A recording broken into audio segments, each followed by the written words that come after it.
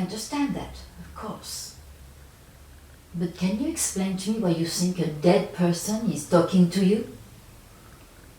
It doesn't talk to me. She puts thoughts in my mind. How is this affecting you? I feel her here every day, especially at night. As though I'm always being watched. What she used to say was comforting. But now it's things that frighten me. I'm concerned that this imaginary friend is affecting your emotions so much. Imaginary. She is as real as you are. Please, keep talking to me, Emily. It's important you explain this. I can't. Why not? Because she's right there, standing behind you.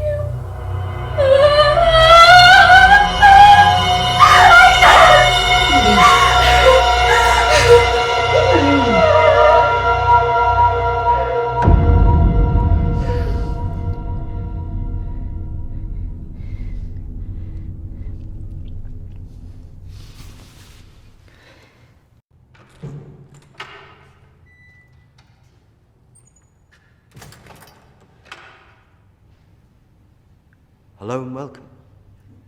Reverend Peter. Peter, please. It's Christina, isn't it?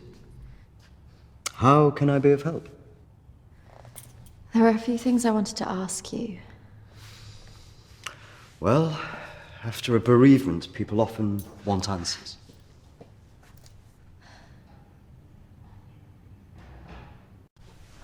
It's about Emily. I just wanted to better understand what happened. Friends and family have all sorts of feelings after an event like this. Guilt is very common. Emily talked about seeing ghosts here in the village. And it's something that I've experienced as well. It's very common after a death like this to have such experiences. Even for those that don't believe in the paranormal.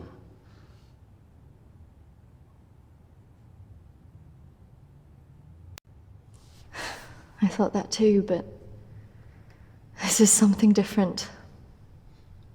Maybe it has something to do with the story of Agnes. And what happened? It's a local legend. It dates back to the 18th century. She was a maid who worked in the Lord's estate. Her parents brought her over from Sweden when they came to work here. The story goes that she had an affair with the Lord. When she fell pregnant, he was horrified that she wanted to legitimize the relationship. It was all very different back then, of course.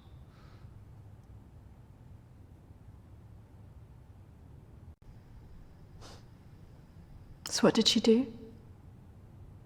Well, when she refused to back down, he threw her out. It was very cruel. Her parents weren't around for her, and as a single pregnant woman back then, your choices were very limited. Out of options and without any hope, she threw herself into the lake on the Lord's estate, drowned herself and the unborn child. And that's where the ghost stories come from. Thanks, Anne. Bye. Not exactly. It's said that she cursed the area with her death, and that her spirit returns to taunt young women into taking their own lives. It's all nonsense, of course.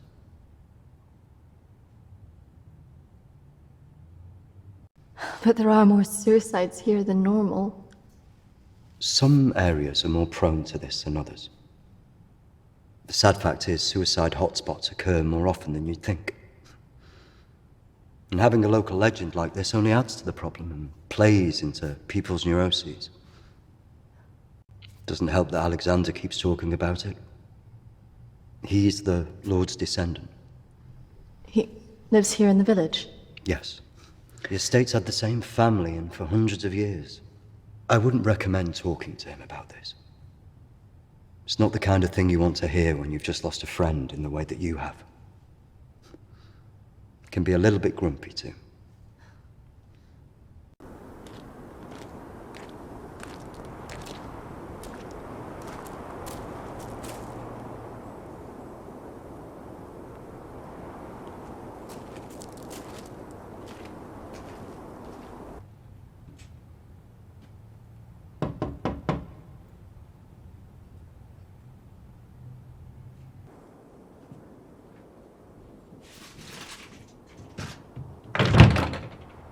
Hello, Alexander?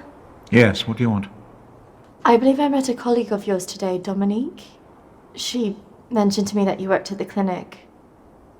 I was hoping I could ask you some questions. Very well. Come in.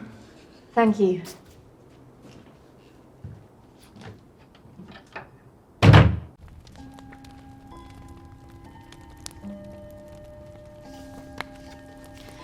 This is my friend Emily. She passed away recently. Yes. I was at the clinic when your friend was there, but purely in an advisory capacity. I couldn't comment on her treatment.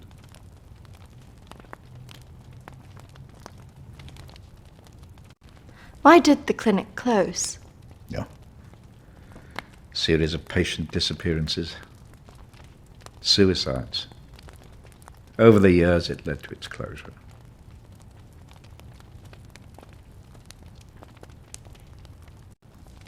I spoke to the vicar, and he told me the story of Agnes. That man's a fool. He believes in God, but doubts the existence of evil. Ridiculous. So you believe there's some truth in this curse? Oh, yes. This house has been under dark clouds for hundreds of years. Ever since my ancestor foolishly impregnated that stupid maid.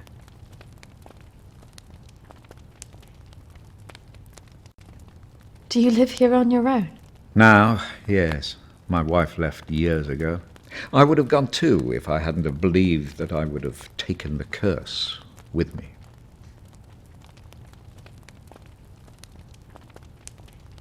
You believe the curse would follow you? Oh, yes. Just as I'm sure I drew it to the clinic. All those vulnerable people. It's an angry spirit. It preys on those who are emotionally open to it.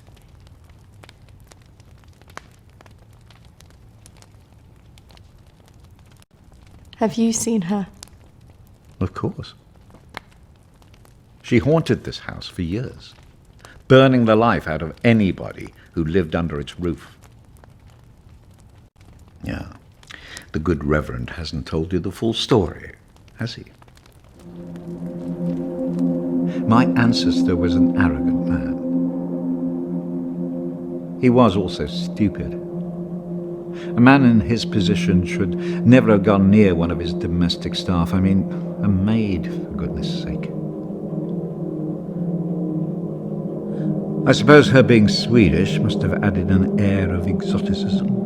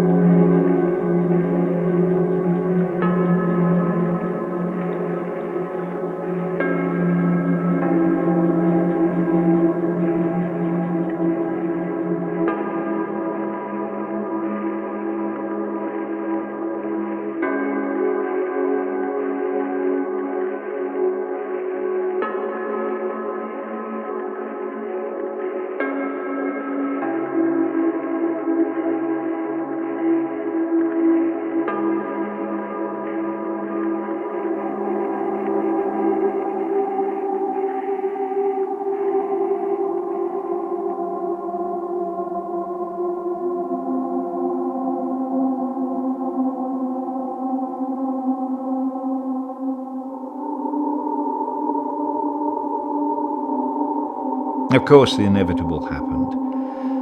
Usually these things are handled discreetly, but for some reason she thought he would acknowledge her as the father of her child. A preposterous idea back then.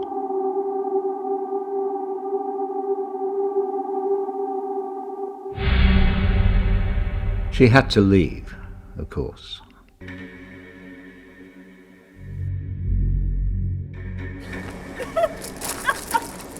How can you do this to me? How can you do this to me? I am your child.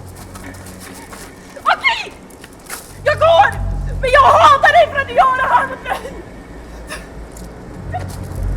Förbanna dig och ditt hus!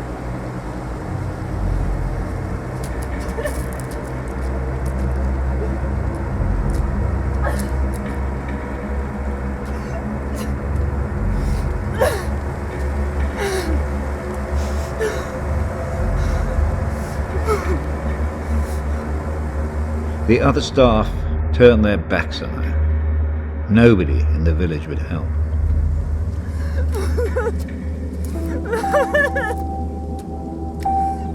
Quite alone, with no family to turn to, she was left with almost no choice.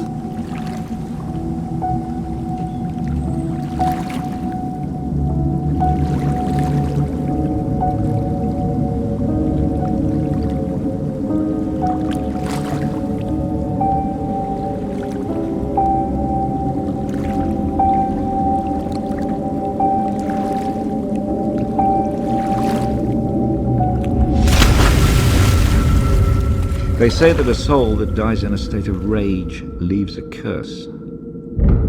Well, Agnes cursed us all that day. So people believe these deaths were because of her. Records in this house were very carefully kept. Particularly so on an estate so heavily reliant on agriculture. The phases of the moon were noted. Agnes's death was remarked on at the time because of the blood moon that appeared in the sky on the night of her death. A lunar eclipse. Indeed.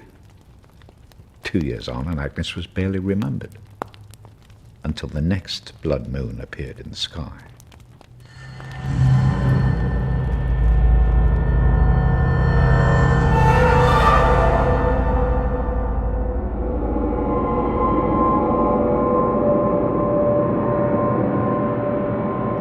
That night, a maid in the house swore she'd seen Agnes on the stairs, whispering to her.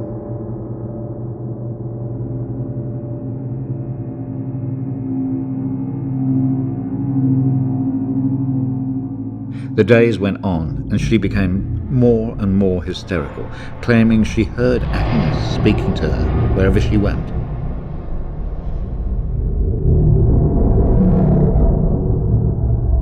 The next morning, the estate steward found the maid hanging from a tree. After that, we grew to fear the appearance of a blood moon. Even now. Let me show you something.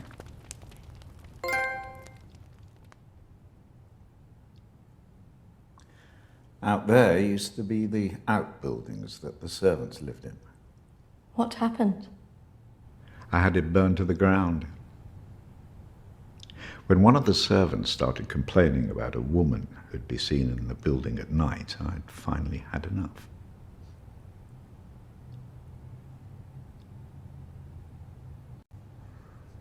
So you set it on fire. Fire was the only way to drive her out. The vicar's predecessor was very helpful in this matter. He was a far more enlightened man. Did she ever come back? I had the grounds of the house lined with salt. She never returned. But has she been seen in the village? Oh, yes. By the lake where she died. I really don't recommend you go there.